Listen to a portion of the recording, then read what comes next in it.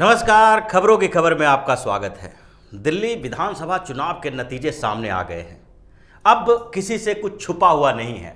सबको पता है कि आम आदमी पार्टी ने बड़ी जीत हासिल की है, लेकिन इन नतीजों ने कई लोगों की पोल खोल दी है जो बड़ी बड़ी बातें करते हैं, निष्पक्षता की बातें करते हैं, मीडिया में एथिक्स की बात करते हैं और ऐसी बातें करते हैं कि मीडिया बिल्कुल मोदी के इर्द गिर्द घूमती हुई नजर आती है। यानी कि वो लोग जो बार बार गोदी मीडिया की बात करने वाले हैं, जिनको लगता है कि निष्पक्षता उनकी बपौती है, सिर्फ और सिर्फ जो मोदी सरकार के विरोध में खड़ी हुई मीडिया है, जो लोग सिर्फ मोदी सरकार के खिलाफ में काम कर रहे हैं, जो उनकी हर नीतियों की आलोचना कर रहे हैं, सिर्फ वही निष्पक्ष है। ये लोग ऐसे ऐसे तर्क गढ़ते हैं और उन तर्कों में होता है कि मीडिया का काम निष्पक्षता तभी कहा जाएगा, निष्पक्ष मीडिया तभी कही जाएगी जबकि ये दिखाई पड़े कि वो सत्ता के खिलाफ खड़ी है, मतलब सत्ता से सवाल खड़ा कर रही है। ये सत्ता बहुत अजीबोगरीब चीज है। सत्ता अलग अलग क्षेत्रों में, अलग अलग जगहों में अलग अलग सत्ताएं होती हैं और उन सत्ता के विरोध का मतलब है कि आप उस सत्ता के अलग अलग विभागों में, अलग अलग क्षेत्रों में अलग अलग तरीके से पेश आएंगे। अगर केंद्र सरकार में किसी और की सत्ता है तो राज्य सरकार में किसी और की सत्ता हो सकती है, लेकिन जब केंद्र सरकार में किसी के सत्ता के खिलाफ खड़े हैं तो राज्य सरकार में किसी सत्ता के गोद में बैठे हुए लोगों को निष्पक्ष कैसे कहा जा सकता है? ये सवाल उठने लगा है और ये जो मीडिया में नंगा नाच चल रहा है ये इस जीत का, उसने ये पोल खोल दिया है कि निष्पक्षता की बात करने वाले वो लोग आखिरकार कितने निष्पक्ष है। आपने चुनाव परिणाम के बाद मीडिया में प्रतिक्रियाएं देखी होगी। कुछ मीडिया हाउसेस ने संयमित प्रतिक्रियाएं की है, इससे कोई गुरेज नहीं है। और चुनाव के रिजल्ट के समय में सवाल पूछना, हार की बात के लिए सवाल पूछना, भारतीय जनता पार्टी हो या कांग्रेस हो या आम आदमी पार्टी हो, किसी भी पार्टी से सवाल करना गलत बात नहीं है। लेकिन अगर आप न्यूज रूम में ठहाके लगा रहे हो, जीत की खुशियां मना रहे हो और भारतीय जनता पार्टी के हार पर मुस्कुरा रहे हो, लड्डू बांट रहे हो और उसके बाद भी आप कहते हो कि हम निष्पक्ष हैं, ये सामने दिखाई पड़ रहा है। ऐसा नहीं है कि बहुत कुछ छुपा छुपा हुआ है। आप अगर पूरी खबरों पे नजर रखेंगे तो आपको दिखाई पड़ जाएगा कि किस तरह का नंगा नाच मीडिया में रिजल्ट के बाद आया है। एक हमारे राजदीप सरदेसाई हैं जो बार बार अमेरिका तक जाके मोदी सरकार की आलोचना करने से परहेज नहीं करते हैं, उनका पीछा करते हुए विदेशों तक चले जाते हैं और जहां पर भारतीय समुदाय के लोग मोदी के आगमन की खुशियां मना रहे हैं, भारत के मतलब ये बढ़ते कद को लेके खुश हैं, वहां पर भी वो सवाल करते हैं 15 साल 20 साल पहले का। वो मोदी को किसी न किसी तरह से कटघरे में खड़ा करने के लिए तैयार रहते हैं। लेकिन आज क्या स्थिति है? वो उस समय की स्थिति के बारे में जब ये बात करते हैं तो कहते हैं कि सत्ता के विरोध बात करना, सत्ता से सवाल करना एक मीडिया कर्मी का अधिकार है और वही अधिकार का उपयोग किया जाना चाहिए। अगर सत्ता के साथ चलते हैं तो वो मीडिया कर्मी है ही नहीं। मतलब अखबार हो, चैनल हो या किसी तरह का मीडिया हो, उसका काम है कि सत्ता का हर जगह पर विरोध करना। मीडिया कोई विपक्ष नहीं है। मीडिया विपक्ष के कुछ चीजों का साथ दे सकती है। मीडिया का काम है चीजों को अपने तरह से रखना, लेकिन रखने का मतलब है कि आप अगर एक पक्ष में बैठे हुए हैं और दूसरे पक्ष के ऊपर सवाल उठा रहे हैं तो यह सही बात नहीं है। जिस तरह की विचारधारा यहां पर चली है पिछले 5-6 सालों से, जैसी विचारधाराएं हैं, उन विचारधाराओं को देखिए, उन लोगों से मिलिए जो लोग बड़ी बड़ी बातें करते हैं। रवीश कुमार से मिलिए जो बार बार ये कहते हैं कि टीवी देखना बंद कर दें क्योंकि टीवी प्रायोजित खबरें दे रही है, जो अखबार है वो प्रायोजित खबरें परोस रहे हैं। अगर ऐसी बातें हैं तो खुद रवीश कुमार भी टीवी देखना बंद नहीं करते और न टीवी पर आना बंद करते हैं। उनके कहने का मतलब यही होता है कि सिर्फ मेरा प्रोग्राम देखो, क्योंकि उनके प्रोग्राम का टीआरपी घट रहा है। मेरा प्रोग्राम देखो, हम जो बोल रहे हैं वही सत्य है। ये जो सत्य की परिभाषा इन्होंने गढ़ी है वही दोधारी तलवार की तरह है। जैसे हम जो बोल रहे हैं वो सत्य है, सामने वाला जो बोल रहे हैं वो गलत है। आखिरकार सत्य के जो पुरोधा आप बने बैठे हैं, आज अगर भारतीय जनता पार्टी की हार होती है तो उस समय आपका संयम कहाँ जाता है? उस समय आपके विश्लेषण की दिशा कैसे गड़बड़ा जाती है? उस समय आप अपने स्टूडियो में बैठ के मुस्कुराते हुए लड्डू क्यों बांटते हैं? अगर राजदीप सरदेसाई की बात कर रहे हैं यहाँ पे, तो राजदीप सरदेसाई का जो वीडियो सामने आया है कि ये चुनाव के नतीजे जैसे जैसे आगे बढ़े वैसे वैसे उनका मूड बदलता गया और उनके अंदर की खुशी धीरे धीरे बाहर आने लगी, और वो बाहर इतने जोर शोर से आए कि वो स्टूडियो में ही नाचने लगे। आखिरकार इस नाच की वजह क्या है? क्या इस नाच की वजह यह है कि यहां पर एक मुद्दे आधारित राजनीति की जीत होती है? क्या उनकी खुशी की वजह यह है कि यहां पर जो दिल्ली में चुनाव हुआ उसमें विकास के नाम पर लोगों ने वोट दिया, और जो भारतीय जनता पार्टी की हार हुई वो इसलिए ये हार हुई क्योंकि उन्होंने एक आक्रामक तरीके से अपने मुद्दों को रखा?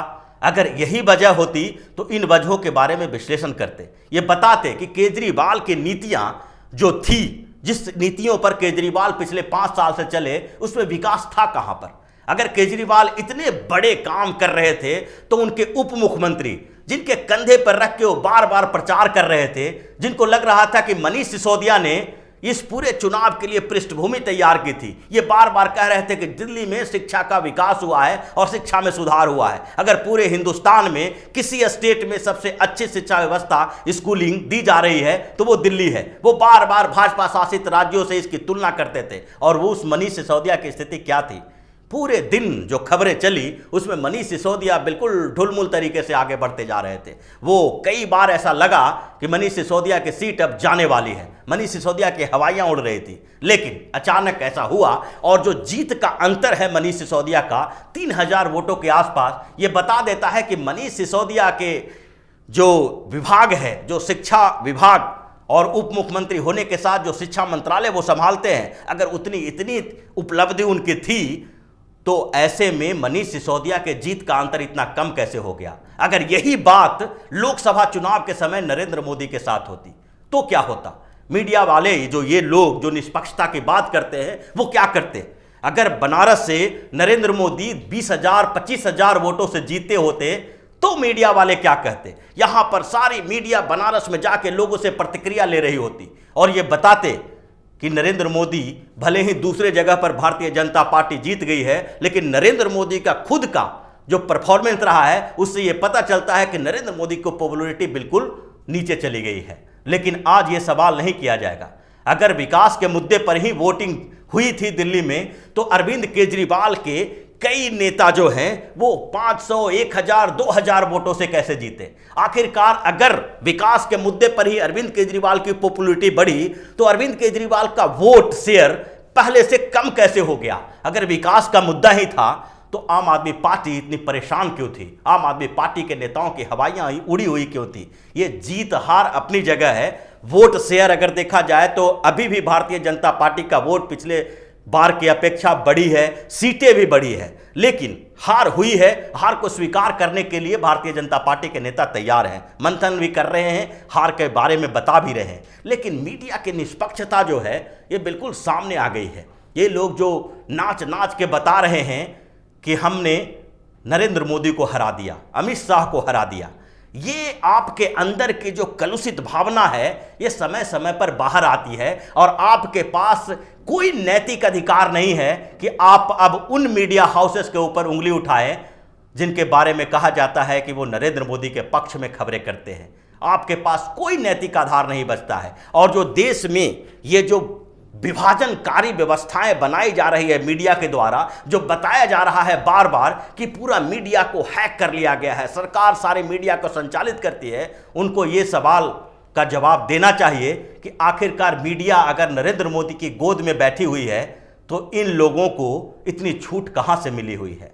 आप एक एक करके लोगों का देखिए। बीबीसी के दफ्तर में खुशियां मनाई जा रही थी। आखिरकार अगर आप वे बिल्कुल बायसनेस के साथ काम नहीं करते हैं, अगर आप निष्पक्षता की बात करते हैं तो आपके अंदर की भावनाएं भी संयमित होनी चाहिए। आपको ये सोचना चाहिए कि अगर किसी की जीत और हार हुई है तो उस जीत में भी हमें खुशी नहीं है, किसी के हार से भी हमें दुखी होने की जरूरत नहीं है। आप एक बैलेंस अप्रोच के साथ उस जीत हार का विश्लेषण कर सकते हैं, पार्टियों की आलोचना कर सकते हैं, लेकिन अपने अंदर की खुशी इस तरीके से जाहिर करते हैं तो उसके बाद ये सवाल तो उठता ही है कि आपकी निष्पक्षता बिल्कुल सेलेक्टिव है।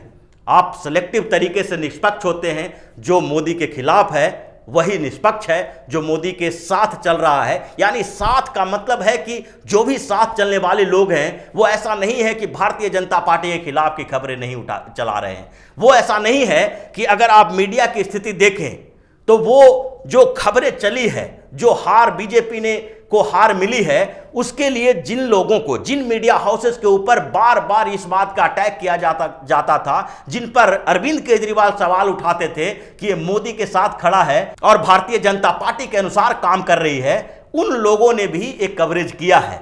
लेकिन फिर भी उनके ऊपर सवाल उठाया जाता रहेगा, क्योंकि उनकी निष्पक्षता है वो इस बात की है कि अगर वो सरकार के किसी नीति के समर्थन में कुछ बोलते हैं तो भी वो निष्पक्ष नहीं है, लेकिन अगर ये सरकार की किसी अच्छी नीति के खिलाफ भी बोलते हैं तो भी ये निष्पक्ष है। ये सारा मामला जो देखने को मिल रहा है उसमें यही दिखाई पड़ रहा है। आप खुशी मनाने वालों की लिस्ट देख लीजिए। रवीश कुमार जैसे लोग अपने चैनल में मुस्कुराते हुए ऐसी बातें करते नजर आते हैं कि आखिरकार मोदी शाह को उनकी हैसियत का पता चला दिया गया। इसी तरह से कुछ दिन पहले एक आर्टिकल आया था टाइम्स में और लोगों ने हंगामा कर दिया था कि ये जो आर्टिकल है वो मोदी के मतलब व्यक्तित्व को प्रदर्शित करता है। वो था मतलब भारत के divider in chief. Divider in chief मतलब भारत में विभाजन करने वाले, भारत के विभाजनकारी व्यक्ति के तौर पर नरेंद्र मोदी की पहचान की गई थी। और वो लिखे थे आतिश तासीर साहब। आतिश तासीर साहब आज बिरयानी का फोटो लगा के ट्विटर पर खुशियां मना रहे हैं। आखिरकार आप जब पहले से ही ये तय कर चुके हैं कि हमें किसका विरोध करना है, किसका समर्थन करना है, तो उसके बाद आपकी निष्पक्षता रही कहां और आपको दूसरे के ऊपर सवाल करने का कोई अधिकार नहीं है। वही स्थिति है कि जब अगर नरेंद्र मोदी के बारे में, उनकी नीतियों के बारे में, उनकी विदेश नीतियों के बारे में, यहां तक कि इंटरनली जो कई पॉलिसी बनाए गए हैं और जिससे लाखों लोगों को फायदा मिला है, उन लोगों के बारे में भी अगर कुछ लिखना होता है तो उसके खिलाफ ही लिखेंगे, कुछ बोलना होता है तो उनके खिलाफ ही बोलेंगे। और जो उनके समर्थन में बोल दिया, जिसने इसके फायदे गिना दिए, वो उसकी निष्पक्षता दांव पे लग गई।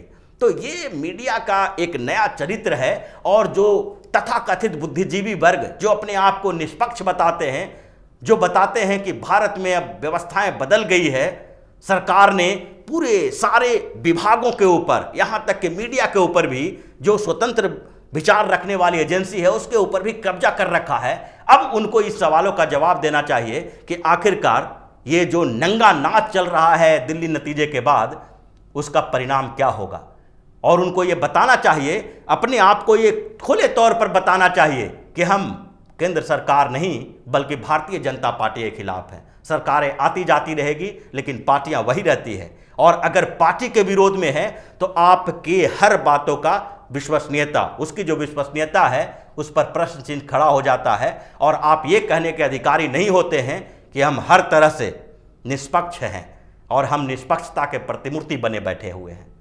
तो इसी तरह की खबरों के साथ फिर से हाजिर होंगे। तब तक के लिए बने रहिए हमारे साथ और देते रहिए हमें सहयोग, ताकि इसी तरह की खबर हम आपके लिए लाते रहें। धन्यवाद। अगर आपको हमारा वीडियो पसंद आया हो तो इसे लाइक करें, हमारे चैनल को सब्सक्राइब करें और हाँ, बेल आइकन दबाना ना भूलें ताकि आप तक हमारे वीडियो की नोटिफिकेशन पहुंचती रहे। आप अपना सुझाव हमें कमेंट बॉक्स में दे सकते हैं। हमारे साथ जुड़ने के लिए शुक्रिया।